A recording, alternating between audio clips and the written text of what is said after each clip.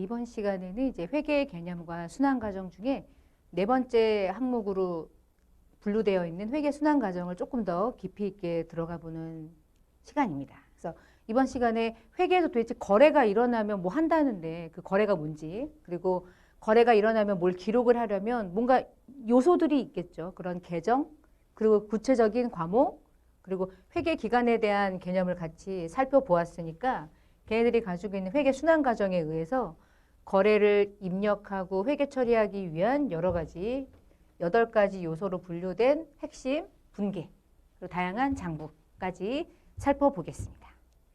자, 교재 보시면 우리 31페이지 이제 회계상 거래인데요. 우리가 일반적으로 거래가 아니라 회계에서는 회계에서 보는 거래만 기입해요. 그러니까 회계에서 보는 거래가 뭔지를 좀 이해해야 되는데 회계상의 거래가 이런 거래요. 기업의 재무 상태나 자산 부채 자본의 변동이 되면 그게 재무 상태가 되거든요. 그리고 기업의 경영 성과를 나타내는 게 손익계산서라고 그랬는데 그 손익계산서를 구성하는 항목이 노란색으로 되어 있는 수익과 비용이에요. 그러니까 그런 사항에 숫자, 화폐액으로 표시하는 것을 의미하는데 거래가 일어났을 때 이런 애들이 움직이면 된대요. 제가 밑에다가 적어보려고 적어놓은 거거든요. 자산, 부채, 자본이 이 세 개가 늘어나든 감소하든 뭐 하겠죠. 자, 그러면 거래라고 본대요. 그 다음에 손익계산서를 구성하는 과목으로 요소로 벌었으면 수익이고요. 벌기 위해 쓴 건 비용이거든요.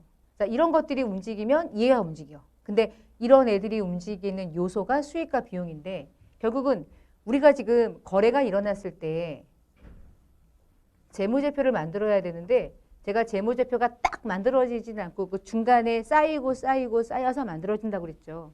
그러면 쌓이는 것들이 집계가 돼야 될 거 아니에요. 그런 그 집계가 되는 각각의 재무제표를 구성하는 요소들을 5가지로 구분하고 있는데 회계가 그 5가지의 이름들이 재무 상태를 구성하는 3개 이름이 자산, 부채, 자본이고요.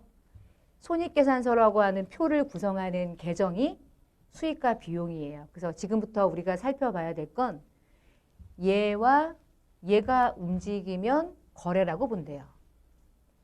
얘랑 얘가 움직이지 않으면 장부를 기입할 필요가 없잖아. 그러면 회계에서는 그걸 거래라고 보지 않는 거예요. 그래서 그 다음 줄에 뭐냐면 차량을 구입하기로 계약을 맺었대요. 우리 계약이라고 하는 게 쌍방간에 서로 의사결정을 통해서 사인하고 하는 거잖아. 근데 계약을 체결한 것 자체가 차가 들어온 거라고 볼 수는 없죠. 그냥 계약서를 작성한 거지. 혹시 파기되면은 뭐 계약금 위반했으니까 몇 배 돌려주고 이런 일들을 하기 위해서 거래가 일어나기 전에 계약서를 쓴 거예요. 근데 우리가 계약서만 써도 우리가 일반적으로는 그걸 거래라 부른단 말이에요. 서로 약속하고 사인한 거니까. 근데 회계에서는 그렇게 계약을 체결한 건 회계에서는 거래라고 안 봐. 이유는 이거가 움직이지 않았거든. 그럼 장부에 기록할 게 없잖아. 그럼 우리는 그걸 거래라고 취급하지 않는 거예요. 자, 회계는 일반적으로 바라보는 거래가 아니라 회계상으로 바라보는 거래를 우리는 거래라고 보고 그게 우리가 봤을 때 거래가 되면 장부에 옮겨. 장부는 이것과 이것인데 얘와 얘가 인식되는 요소가 얘 5개. 이래요. 그래서 일상적으로는 거래지만 자산부채 같은 변동이 없으면 회계에서는 거래가 아니래. 근데 조금 더 뭐 너무너무 어렵다고 생각하지 말고 이렇게 생각해 보세요. 기업에서 일어나는 아주 많은 거래는 대부분 돈이 움직이거나 물건이 오고 가기 때문에 일반적인 거래는 대부분 회계상의 거래랑 똑같아요. 근데 아주 특별하게 아닌 게 있고 긴 게 있고 이런 거지. 자, 그래서 화면에 회계에서 우리가 계정이라고 부르는 거래가 일어나면은 뭐 그러면 회계상의 거래가 되면은 알겠어요. 근데 회계상의 거래로 인식하려면 이 5개가 움직이면 거래라는데 얘가 뭔지를 알아야지 뭐 이제 우리가 거래 아닌 거 이런 것들을 구분하잖아요. 그러면 이런 식으로 접근하면 되죠.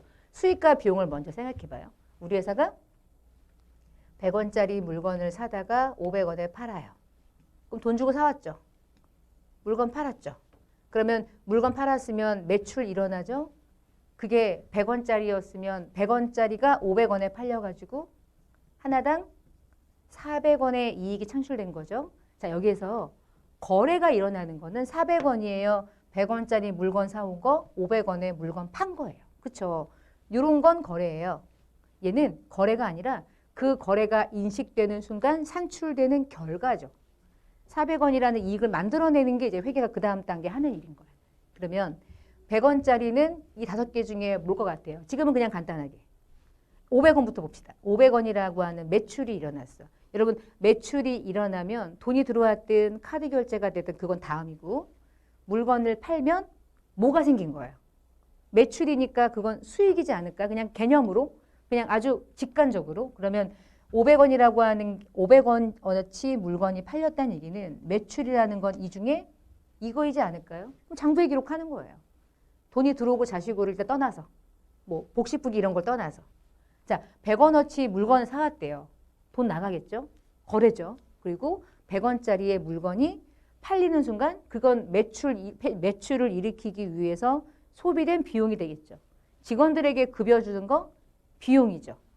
얘와 얘의 차이가 손익을 구성한다고요. 그러면 수익에서 비용을 뺀 게 이익이거나 손실이거나 이런 식으로 접근하는 거예요. 얘와 얘의 거래는 당연한 거래인데 이걸 왜 거래라고 보지? 수익이고 비용이니까.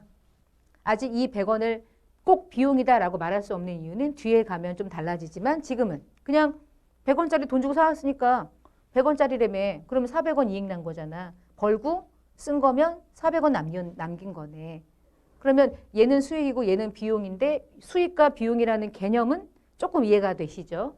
어렵진 않아요, 요거는. 자, 그러면 이제 요 세 가지를 좀 얘기해 볼게요. 제가 집을 사는데 집값을 알아보니까 3억이래요.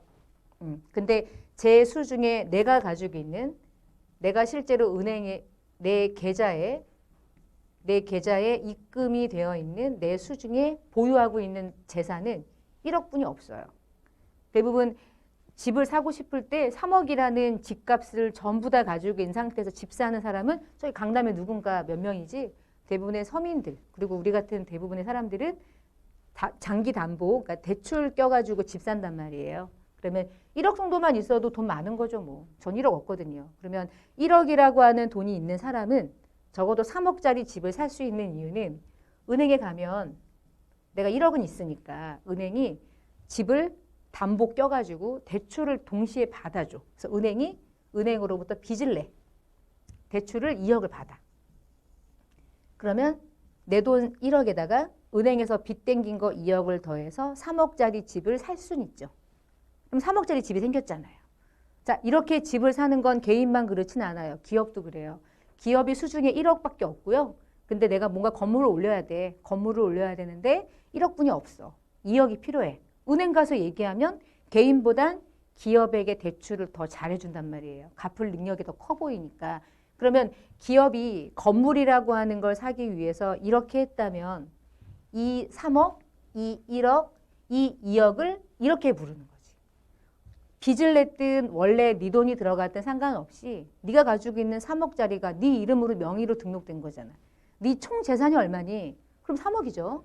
자, 이 총 재산의 개념을 회계에서는 뭐라고 부르냐면 자산이라고 부르는 거예요. 빚 냈든 내 돈이든 괜찮아. 어쨌거나 네가 가지고 있는 네 소유가 얼마야? 3억? 그럼 자산. 근데 전체 자산은 3억이긴 한데 그중에 정말 내 돈은 1억밖에 없잖아요. 3억 중에 2억은 다 누구 거예요? 빚이에요, 빚. 내가 3억짜리 집은 살아도 언제나 눈물이 난단 말이에요. 왜냐하면 2억은 은행 거거든. 집 팔면 얼마 남아요? 3억에 샀는데 3억에 똑 팔아. 이익은 안 났어. 요즘에 집값 안 오르니까. 그러면 3억짜리 집을 3억 주고 팔잖아요. 그러면 3억이 남아요. 은행 빚 바로 갚아야 돼요. 바로 갚아야지. 2억 갚아야 돼. 그럼 얼마만 띡 남아요? 1억만 남는 거예요. 그러면 결국은 기업도 똑같아요. 3억짜리를 갖고 있긴 하지만 정말 내 돈은 1억이야. 그리고 빚낸 거지. 그 사이에 열심히 돈 벌어가지고 빚낸 거 갚고도 돈을 남길 수 있도록 이익을 내면 돼. 왔다 갔다 하면 돼. 그러면 이 중에 빚을 뭐라고 부르냐? 많이 들어봤을 텐데 빚? 남의 돈인데요. 뭐 부채. 그러면 정말 내 돈은 1억밖에 없잖아. 그래서 기업의 실질적인 너 얼마짜리 회사니? 그러면은 자산 보면 안 되고요. 1억을 보는 거예요. 1억. 3억짜리 건물 갖고 있으면 뭐해? 다 빚인데. 그럼 의미 없는 거예요. 껍데기. 그런 게 분식회계의 시초가 되고요. 그러면 1억이라고 하는 숫자를 불러줘야 되는데 그쵸? 그걸 우리가 자본이라 불러요. 그 자본을 다른 말로 순자산이라고 불러요. 정말 내 건 1억이야. 2억은 뻥. 남의 돈, 빌린 돈. 근데 빌리는 것도 능력인 거지. 그래서 자산, 부채, 자본의 개념만 심플하게 이해하시면 돼요.